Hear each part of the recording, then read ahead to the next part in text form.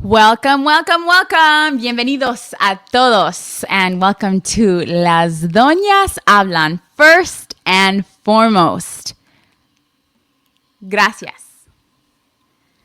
Thank you so much for your encouragement, for your comments, for listening, for tuning in, for sharing some really deep stories. Like, wow, we are beyond grateful. We talk about it a lot via text message, and it is giving us life seeing your reaction. So thank you so much.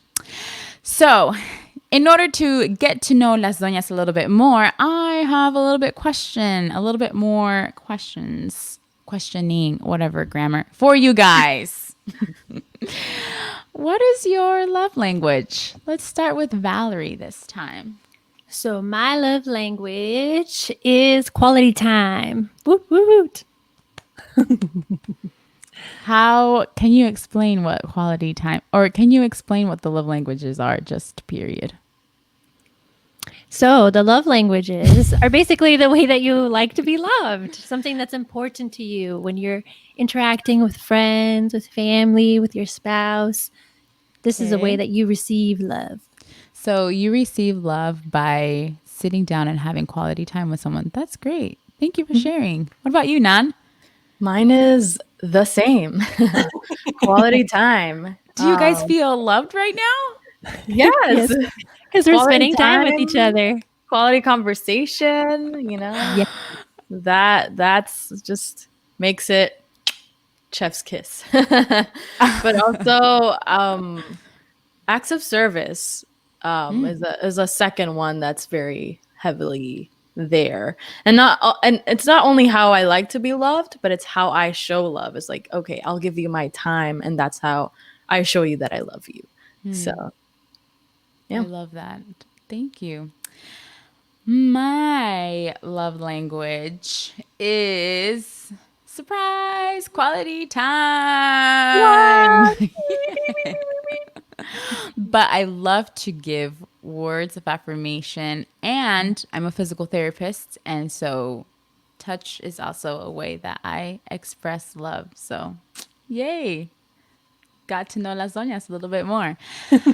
So let's get started. We have a topic for you guys that is near and very dear and very, very important to us. And it is this idea of feminism. So we understand and we know that literally when someone says feminism, you have a certain reaction to it, whether that's empowered, whether that's feeling strong, or whether that's eso es del diablo. Like, what exactly is this idea of feminism? So we wanted to take the time to flesh that out. We wanted to take the time to go through that discomfort or to go through that empowerment or whatever it is that you are on that spectrum of that word, and to just try to define it a little bit more for what it means for us. So if you can, Val, when someone says feminism, what does that mean? So feminism is the advocacy of women's rights on the basis of the equality of the sexes. That is feminism. Wow. So is it like people yelling and burning things in the street? No, I mean, feminism is so historical. It's been going on for centuries, and it has looked different ways. I'm not here necessarily to condemn a certain way that someone practices feminism, but feminism is just fighting for equal rights for women. Thank you. Period. Punto y aparte. Yeah. Fighting for women's rights in however that looks like. Another definition that I think is really interesting and curious, or people are curious about, is this idea of BIPOC. When you see BIPOC, what does that mean exactly? And why does that matter in this topic of feminism? Well, we'll let you know. BIPOC means Black Indigenous People of Color. includes a beautiful array. It's a term that includes a beautiful array of beautiful individuals based on the color of their skin. So we're talking about feminism, and it's really important, especially since we're three Latinas, right? Feminism has a certain history that isn't the cleanest, let's say. So something that has been tackled onto that just overall broad general term of feminism has been intersection. And Nan, can you define to us what is intersection? Oh, well, intersectionality is pretty it's a big definition, so I'm going to try to narrow it down. But Okay. basically think of it as a highway, and that highway has all these intersections, and each intersection has its own unique set of problems. So sometimes these intersections can overlap, and that creates a whole new set of problems. So it's not really the addition of problems, but the multiplication of oppressions, if that makes sense. So, as women, every part of our identity comes with its own problems apart from gender.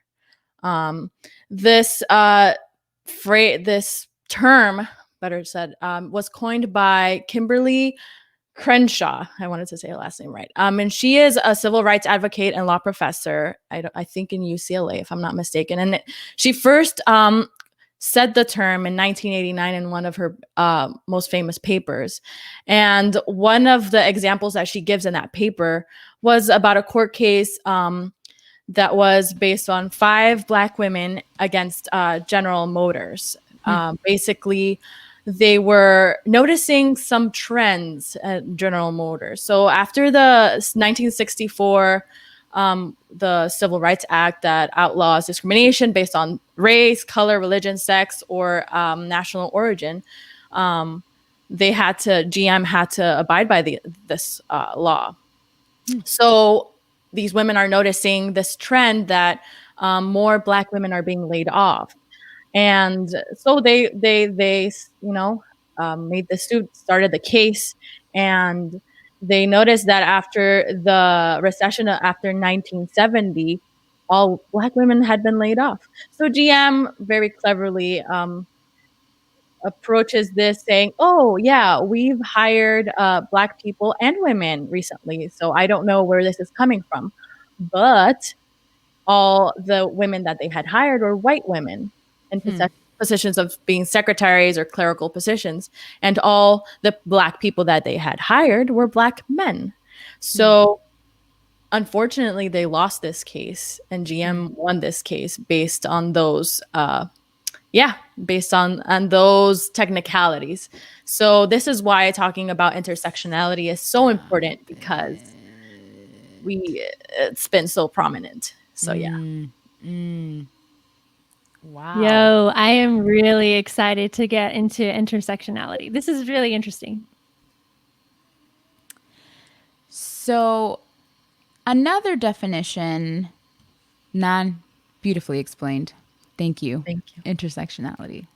I appreciate it. A lot of people, including myself, didn't know what it was and had to do a lot of research in order to understand. And it's nice to know the history of where the term was coined specifically. Another definition that I believe is attached to this idea of feminism has to be the term mansplaining. Don't we just love to say or just tackle that word?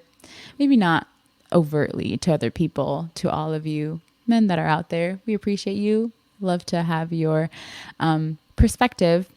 But sometimes when you are trying to explain something, you kind of put in your particular perspective into a topic or into something that is particularly for women.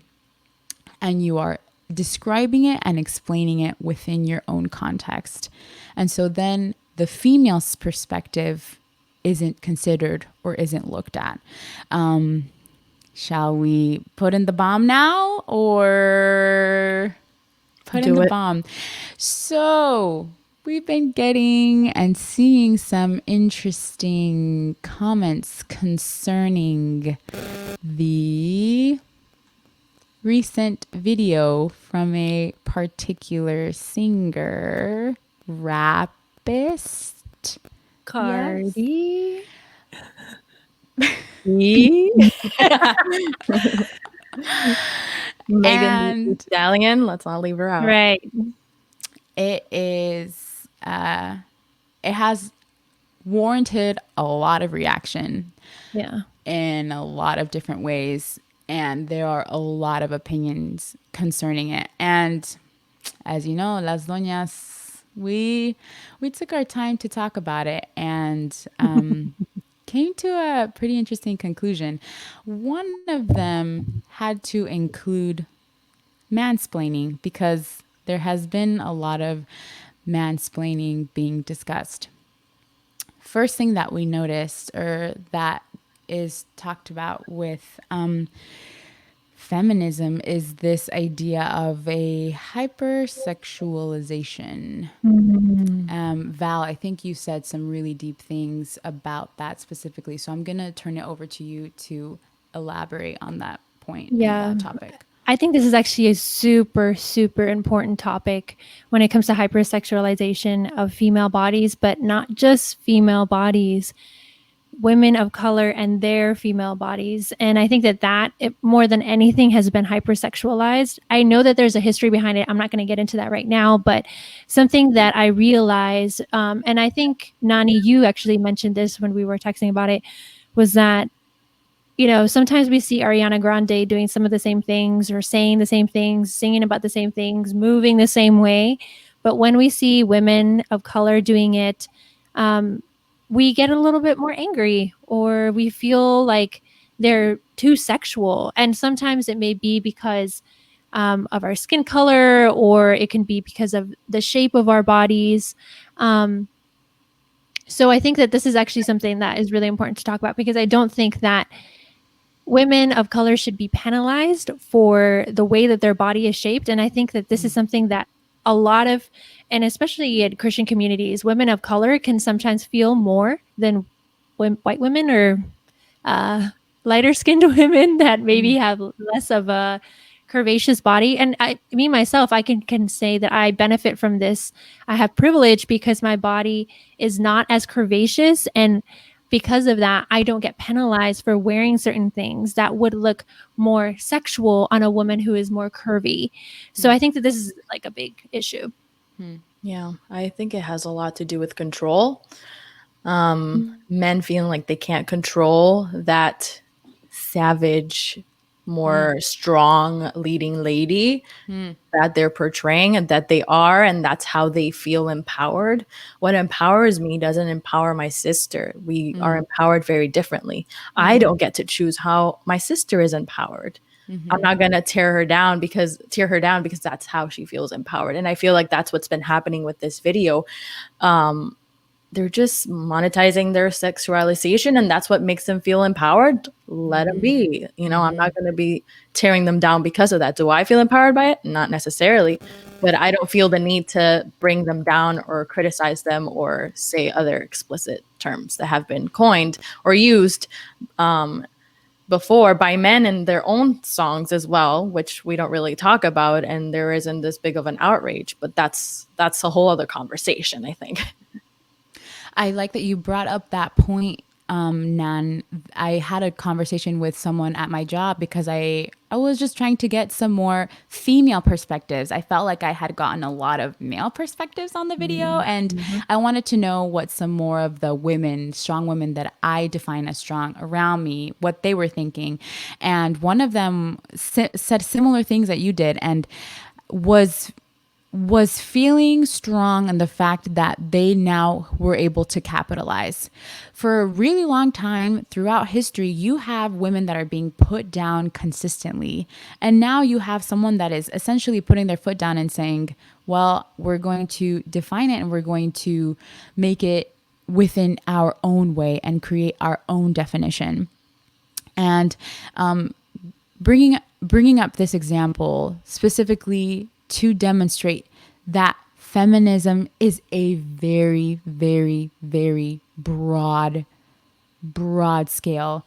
One more term that or that I get a little bit, I don't want to say irritated, just gives me a second thought, gives me a pause, is this idea of being feminine. So, whereas for a long time, feminism has to do with this Amazonian, which I think that's great, like strong, like kind of wild woman.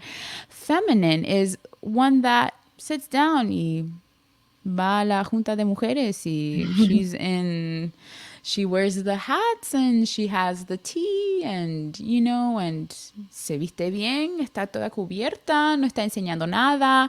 And once again, this idea falling under that kind of mansplaining realm where it was another individual that was not a woman that decided that this was the way that you needed to present yourself.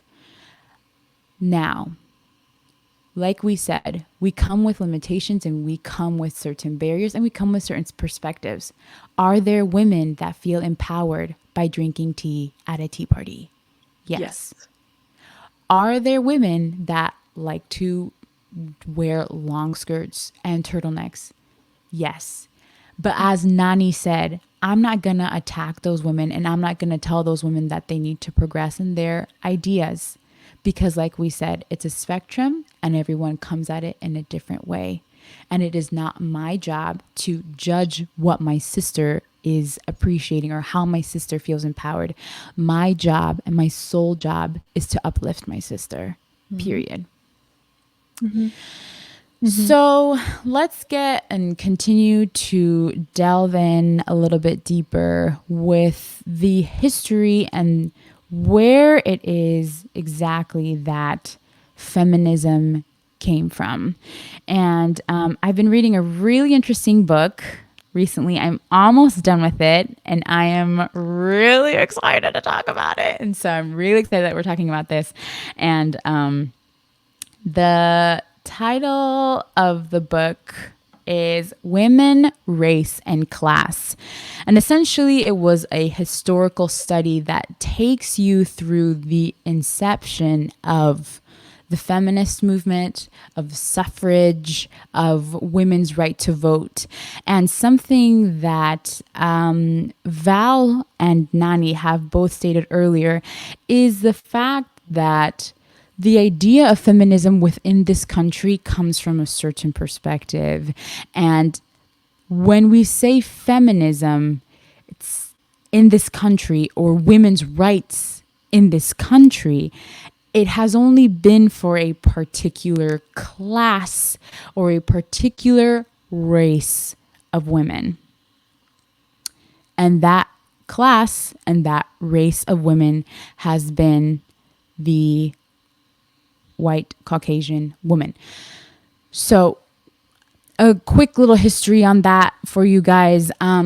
Initially, the women's rights or the women's suffrage was actually very much connected to abolitionists and was connected to these black males that were fighting in the North and black females that were fighting in the North to stop slavery and to emancipate slaves that were in the South.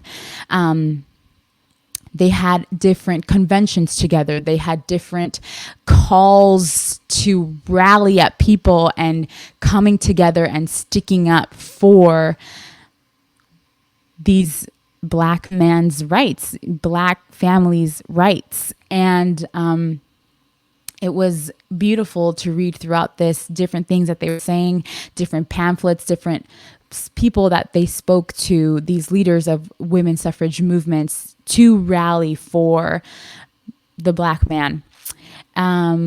However, when you get the emancipation of man, when you get the 14th and 15th Amendment, there is now a split and there is now a divide. And where we are coming into an interesting season, a lot of people, I saw a picture one time that was pretty impactful of women that had their I voted stickers, and they had it on the grave of a particular woman suffragist. Some individuals are going to maybe be a little bit in shock, but this woman's suffragist was Susan B. Anthony.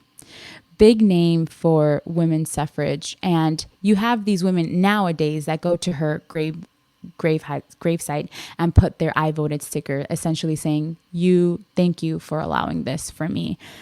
But did you know that good old Susan B. Anthony, after the passing of the 14th and 15th Amendment, after being a strong abolitionist working against slavery, turned practically 180 and said that, no, we need to only focus on women's rights. We need to only focus on getting the middle class woman to a higher standard, to push her past this identity that she has of only being in the home and only being in the hearth and that being her job. And she needs to be celebrated as a lawyer, as a doctor, as all these other professional women. And then you have her and fellow other individuals that worked with her, Elizabeth Stanton as well, that are now writing to different politicians, writing to different people, going around and doing campaigns and openly speaking against it and being openly upset that Black men are able to vote now before women. And because of a whole now opening kind of a population right now with the South after the emancipation, they're trying to get those Southern women that are now also receiving these frustrations, get these Southern women with their fight and get them to fight for women's rights together at the expense of Black women. So I need to get this vote. I need to get this ability to vote. So someone had to give, and the people that had to give were Black feminists. And so Black feminists now had to create their own movement with their own leaders. And so you have strong Black female suffragists such as Ida B. Wells becoming their own speaker for Black female conventions and Black female movements. And while reading this book, I was completely in shock at some of the things that were being said by someone that I read and thought that she was so progressive at the beginning of the book. And now in the middle of the book, I'm like, why are these words coming out of your mouth? Like, that's not really good. So at the end of it, and now in our current definition that we're trying to push past, you have what is now known as white feminism, where you have these white, strong women attaching themselves to different politicians and only trying to work for the benefit of only white women, and have openly pushed away the Black woman from being a part of this society. You now insert lynching into the Black family as a result of emancipation during the Reconstruction. And now you have a Black woman that is being shunned from one group that she's trying to get in. I am a woman. You have Sojourner Truth that has that really powerful speech at the Seneca Convention saying, "Ain't I a woman?" yelling this out, and initially having these women rally up behind her, to now being shunned and turned away from different groups of women saying, no, we're not going to help you fight for education. And on the other side, now having Black men, boys, uncles, brothers, fathers lynched. So now they are stuck at a crux. And so that's just a little bit of the history of where this idea now of the current definition of feminism, where it comes from. And now I'm going to invite Val. I want you to with this history, explain now why the term intersectional feminism, why is specifically intersectional feminism so important to us? I mean, intersectional feminism is super important because it is an inclusive feminism. What that means is that, like you were saying, and actually, I do have a question, Chan, about what you said. So, can you clarify to me? Does that mean that Black women were not given the vote at the same time as white women? That is a good question. I'm gonna actually have to double check to give you that Okay. specific, like if it's that specific.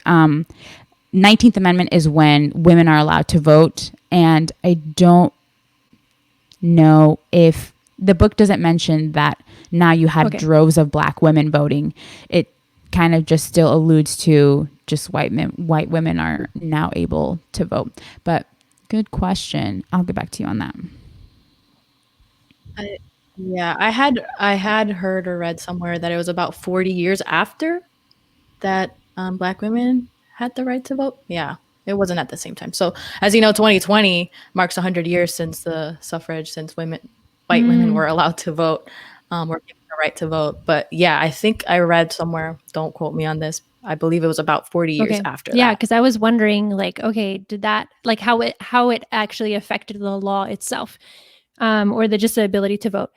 Anyways, okay, so yeah, so the importance of intersectionality is that it is a worldwide and inclusive feminism. And the reason why I say that it is inclusive is because intersectionality, just like Nan was talking about earlier, includes the many different identities that we hold as human beings. And that is that, like, me as a Latina woman, that is a daughter of immigrants, that perhaps may have a disability, or maybe queer, like whatever, any of those different identities that I may hold, compounds to the oppression that one may feel. So it's important for us as women to be able to include all of those things, because women are not just women. Women are, like I said, a combination of many different identities, and especially women of color, or even women of disabilities and different sexualities and stuff like that. Like, all of these things are things that we have to consider. If we're going to fight for women, then we have to fight for the whole of the woman, not just a piece of her. So Yep. we need to make sure that when we do include women in these spaces, that we include all types of women in these spaces so that they can voice their opinions about what particular oppression that they experience.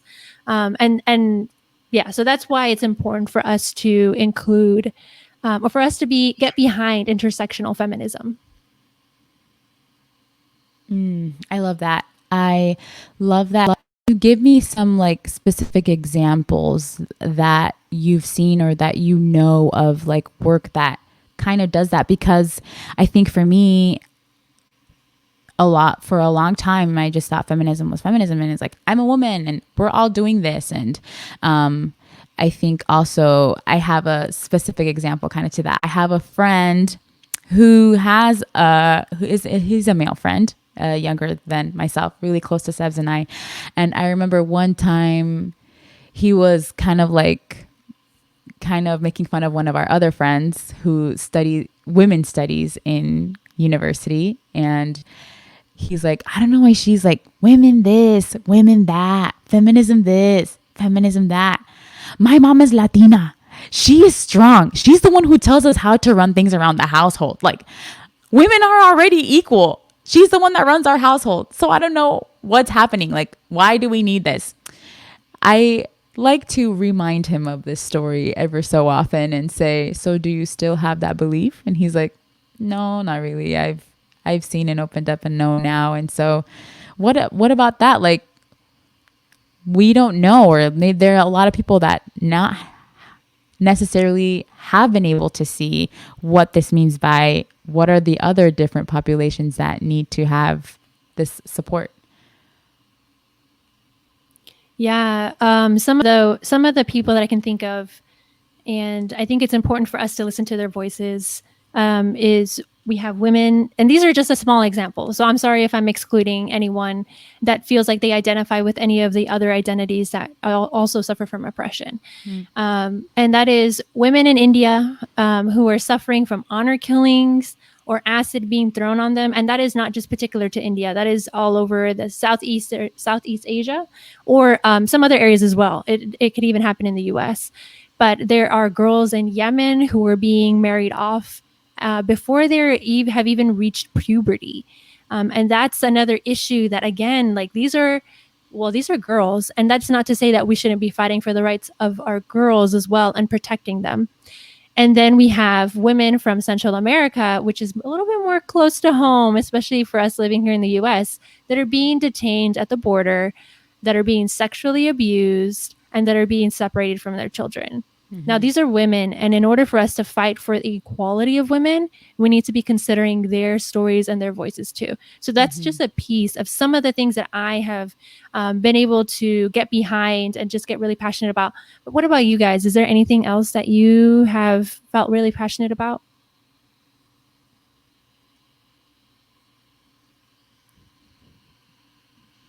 Nan, go for it. No, I like how Val mentioned it. There are 4 pillars, not really pillars, but 4 main, I don't know, ways that intersectionality can be seen. And one of the top ones is religion, and how we see how a Muslim woman is seeking for divorce and trying to receive alimony, how her religion and her gender are what come, intersect in that moment. We can also see how you said even the caste system. Sorry, I said it in Spanish. I shouldn't. Anyway, the system is how you mentioned women in India. I was listening to one of the women that is leading an empowerment movement in India, and how the Me Too movement also got to India, but they could only see results in women of higher class, higher social status, and how those women didn't really help the other women that didn't have as much money or were homeless or experiencing homelessness and all that. And then we can also see it in, as you said, in sexuality, and just how there's discrimination because of your sexuality and your gender. And the one that I think we forget the most, at least personally, that I have to actively remind myself is ability, disabled people, because there's such disparity in the the lack of education, the low employability, the poor economic status, and that's just only men. So imagine a Black woman who is disabled, and how all those things intersect, and all those things, how that works, how her life, how the quality of her life is compared to, let's say, a lighter skinned feminist or a lighter skinned person. And I personally, I think it's critical that we start this conversation, and that we're having this conversation, and that we not forget there are many other ways, many other intersections, just to remember these main 4.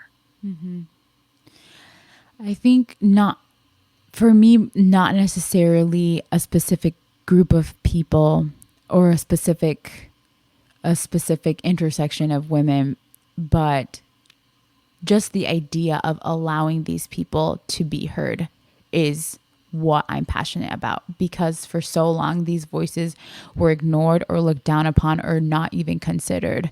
And I remember having a conversation with a classmate one time, and it was about female mutilation, genital mutilation in Africa, and how he was like, aren't you angry about this? Like, aren't you going to go do something? Like, shouldn't we do this? And I'm like, it comes back to this idea of, I don't know what her story is. I haven't sat down and I haven't talked to her, and I don't know how I can support her.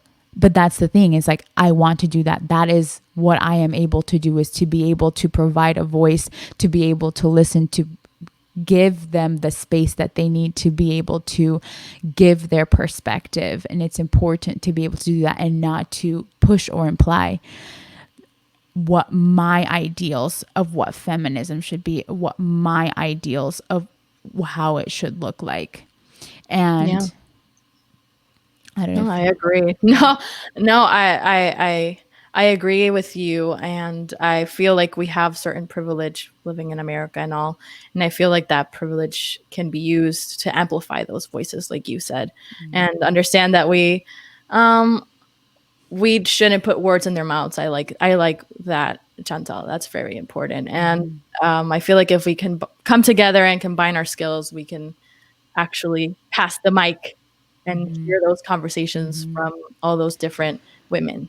I love it because you guys are bringing up these narratives that I have that I personally haven't wanted to consider or didn't even think about looking out and seeking and just listening, because I'm pretty sure that they have beautiful beautiful narratives. I think also that when it comes to feminism, there when it comes to a group of lower class or lower status individuals, the ones that are higher up are pushing them down. For me, it just simply comes down to fear. That's literally what it is to me. You had white women in history that were afraid that now everyone was only going to care about black men and only going to care about black men votes, and no one was going to care about them. So there is a fear now that they have, that they push people aside. There is a fear of allowing more people to have space. And I just wanted to bring a little bit of attention to my shirt for a second. It says, if you are more fortunate than others, build a bigger table, not a higher wall. And you guys bringing up these stories about these different intersection of women, these different intersection of stories of women, I feel like at some point someone's going to be like, oh, if we include that person, then we include that person. And what about us? And it's like, no, you have been abundantly blessed with food for days. Build a bigger table to include these individuals. And I think you guys bringing up these topics segue into an important part of the next session of this and the next season of this. And how does this look spiritually? How does spirituality, not spiritualism, sorry, spirituality combine itself with feminism? Because I think for a long time they were like this, but they're actually like this, nice and connected. So if whoever feels compelled to kind of bring that in, I think Val, Nani, Val, you're pointing Val. Okay, yeah. Val, go for it. Sure. Gosh, like this is something that I feel like needs to be preached on our pulpits. And that is that women are sacred and they are touched by God. I think that we forget that, and this is something that I probably as Latinx women, and we'll talk about that in our next episode, but something that as Latinx women or just women of color experience a lot of times is that you can find some shame or like some idea that we need to be subservient because we are women. But I think we forget the Genesis account that women are made in the image of God just like men are. And in fact, without us, the image is incomplete. So Wow. so we hold within ourselves a portion, and I would also say the whole of the image of God. And for us to be like completely like gone from this earth would be detrimental to this earth. And like something that I know that a friend of mine, she sent me some information on this book called Half the Sky. I didn't read that book, but I read Half the Church, but I loved the idea behind it. And that is that women hold up half the sky. And that without us, the sky would fall like Chicken Little. The sky is falling. So it's really important for us as Christian women, or we're just women of faith, disciples of Jesus, that we would talk about this subject, because I think for a long time, the sinful aspect, the fall portion of femininity has been the more emphasized one, that you will have a desire for your husband and that you will have pain in your childbirth. But we never really talk about the beginning where God is, he's like vision casting as to what women are. And that is that they are to have dominion, and that is important. And they have the equal image and bearing of God, and they are to multiply. So they are to continue to spread and more, and like disciple making, things like that. So it's not, yeah, I'm just going to stop there. If No, not, I'll man. keep going. No, keep No, going. keep Keep going, going. keep going. Val, please. I don't know. Okay. So like, I'm going to say this in Spanish, que debemos como cristianos tener la filosofía más progresiva en este mundo porque Dios la declara a todas las hijas en este mundo que nosotros somos en la imagen de Dios. And because of that, like, we, como somos imagen de Dios, hijas, todas las hijas en este mundo, we have a work to do. You know, like, we have a work to do. Si hay mujeres que están en Asia o que están aquí en los Estados Unidos que no sienten que ellas son hecho en la imagen de Dios, then we're failing. We're failing completely. And that means that they are called in so many different ways, but more than that they are loved and they are valued and they have complete worth. So it's important for us, I think, as Christians to be able to speak those words to people, because I don't think we say it enough to our daughters. I mean, especially when we come from, you know, different perspectives, cultural backgrounds where a male is more important than the female. That is completely anti-God. So for us to do, like, that's why I'm saying that we need to, on our pulpits, in our ministries towards women, or just in general ministry, so that both men and women can hear these words, because I think it's important for both of them to listen to these words. So yeah, again, like, I'll give you some time to speak, because if not, then it's just like a rant. Oh, well, I just wanted to quote a certain Doña Val, that she posted something a few weeks ago or a few days ago, and I was like, finger snaps. So I have to share this quote. And it's like, it goes along with what you had said. And it says, humans were created to be in equal relational covenants. Sorry. Adam exclaims in relief when he finds a woman who is not subservient or tame. He finds agency in her like we find in him. Boom. Subservient or tame? Tame. Savage? Anyone? No, never mind. But yeah, Val, along those lines, such powerful words. Keep going. I know you have more. You have more for us, or Chantal? I think it's just piggybacking on what Val is saying, is that the focus of it was Eve's fault. It was Eve's fault, so thank you. And now we're going to treat you like this for the rest of forever, because you are now the one that gets pain, and you are now the one that is seen as weaker. And so we're now going to give you consistent and not eternal, because thank the Lord, this isn't going to be forever, manifestations of how you are seen as lesser than. And how that, I'm just going to touch on it just a little bit, how even women amongst themselves are putting themselves down. And that is something completely different. That is something that I have struggled with for a really long time. But something, Val, that you touched on was the idea that everybody, and within women themselves, should be uplifted, because they are because God's plan would not have been completed without women. I just am so amazed by that.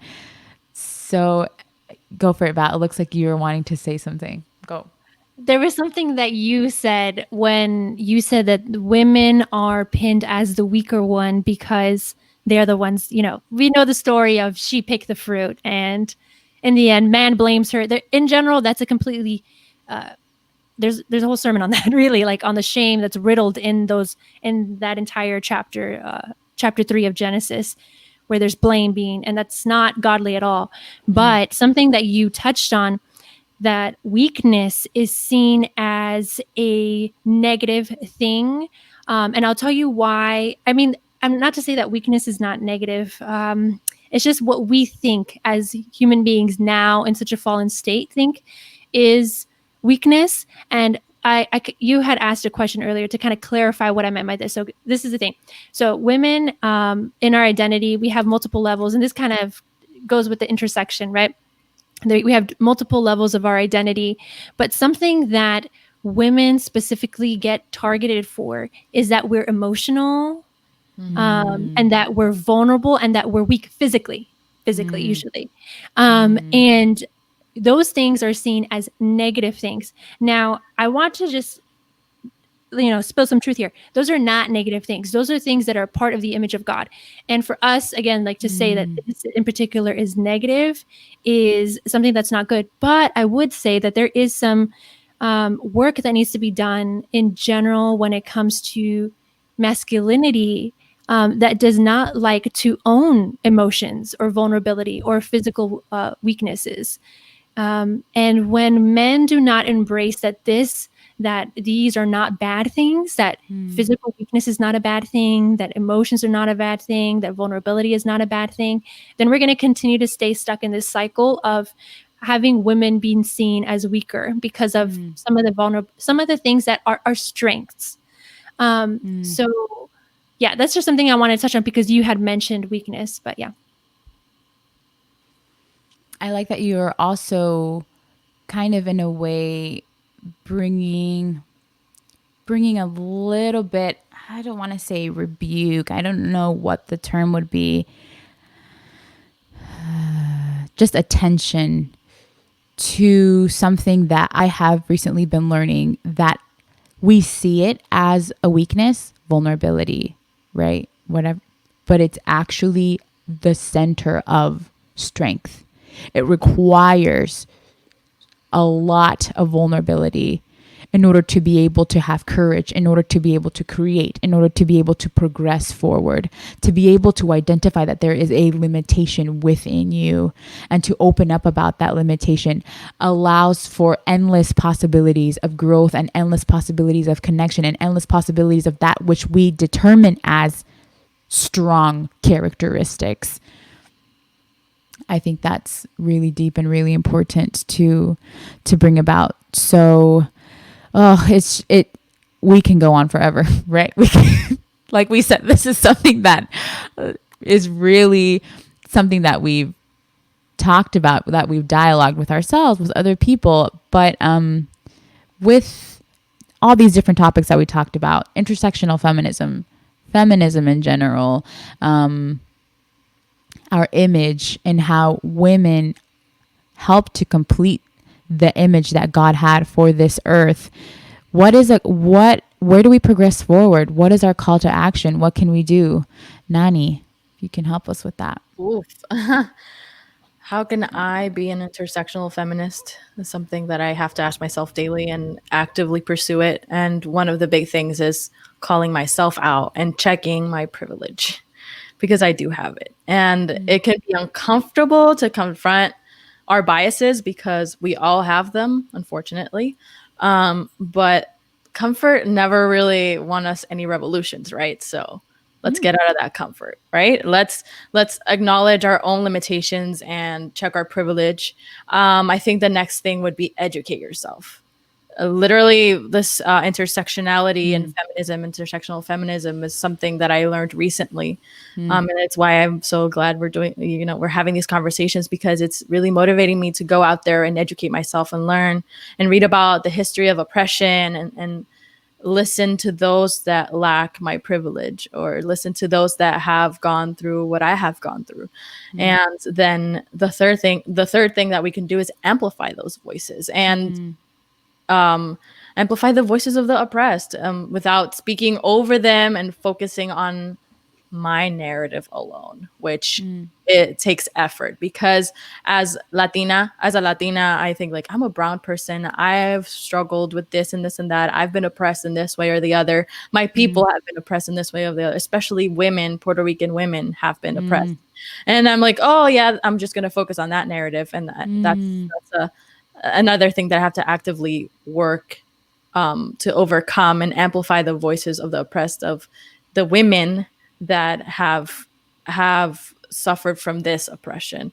And all these points can help us understand that feminism is supposed to be inclusive, and it's time we made it a reality. Nan, can you read that quote that you sent to us by Chimamanda Ngozi Adichie by What Culture? I think you were the one that texted that to us. And Yeah. I think that really helps to really hit it. Yeah. I love her. She's amazing. She said something along the lines of culture is about preservation and continuity of a people. Culture doesn't make people, people make culture. So if it is in fact true that the full humanity of women is not our culture, then we must make it our culture. I love that it's no longer a passive thing. I like that it's no longer, well, this is what it has been. This is what women are. This is what I am. It is everyone all across the board is now held accountable to this standard of changing this culture. It doesn't matter who you are, it doesn't matter what you ascribe to. We are all now, we've brought it up to light, we've brought it to the table, we've brought it to the sala, we're talking about it in the sala. Like we've Nani, thank you so much for giving those practical tools and those practical ways of how to now listen, how to now progress, how to change this long culture of placing women down or other women above other women or whatever other bad things that we have been doing. And instead, celebrating, as you said, Val, celebrating all women in all walks of life, in all positions, with all beautiful formations by our Heavenly Father. Does anyone else have any other thoughts that they want to share? I think we with what you said, we can change the definition of feminism, or what we had as preconceived, what we have preconceived as feminism. And I don't know if it was made clear, but I want to make it clear that a feminist is a woman or a man. Hey, Yeah. yeah. Yep. Who understands Hey. that there is a problem with gender as it is right now, today, in this moment, and we must fix it, and we need to do better. I feel like that is a feminist. Yeah. I love that closing. Val. I just wanted to say, like, one thing that I want to tell a woman out there that's listening is that something that you may find negative about yourself, don't downplay it. That's God's gift to you. You're beautiful the way that you are. You can come to the table just as you are and be embraced by these feminists, at least, intersectional feminists, at least. And that's the space that we're trying to give you guys.